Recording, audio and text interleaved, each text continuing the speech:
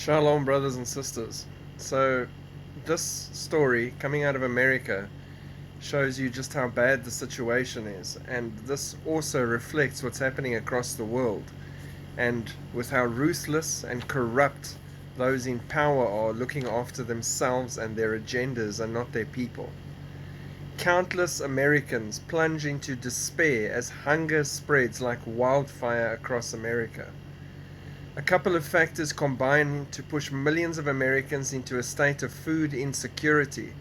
First, food prices have been rising aggressively through the year, and as the money does not go nearly as far as it once did because salaries aren't going up.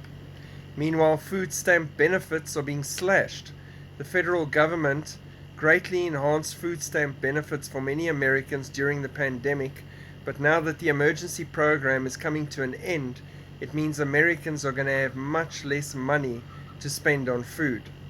The Washington Post sent a reporter named Tim Craig to Kentucky, and he discovered that poor people are waiting in a mile-long line just to get free food. As he claimed the first spot in a mile-long line for free food in the Appalachian foothills, Danny Blair vividly recalls receiving the letter announcing that his pandemic-era benefit to help buying groceries has been slashed.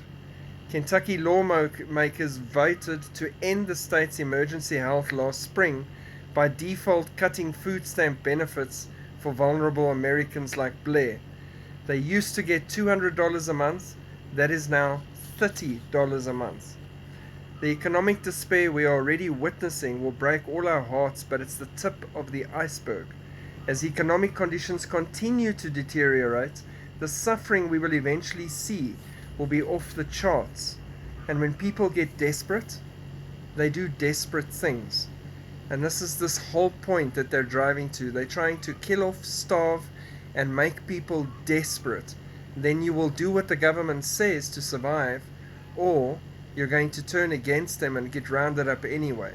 This is part of this entire chaotic famine that is springing into being across the world right now. So you want to tell me they can cut the food stamps for vulnerable Americans from $200 down to $30, but we can give billions to Ukraine. Billions. Well, not we, Biden. And then money here, money there, money all over the place. They're even giving money. It's been proven now that the Biden administration is funneling money to the groups in Israel that are causing chaos and anarchy against the government. There's a paper trail, and they are funding that exercise too. So again, you're moving against Israel and busy meddling in things that don't concern you with Israel. That's going to have a knock-on effect back home again. It's crazy, absolutely crazy. And I personally can see many people rising up pretty soon against this corruption and stemming from the desperation that this creates. Pray for all those that are suffering, that don't have money for food, that are struggling to make ends meet. Pray for them. Pray that they meet the Lord too, that they can be ready to leave and they don't have to endure the worst times that are lying at the door. God bless. Keep looking up. Shalom.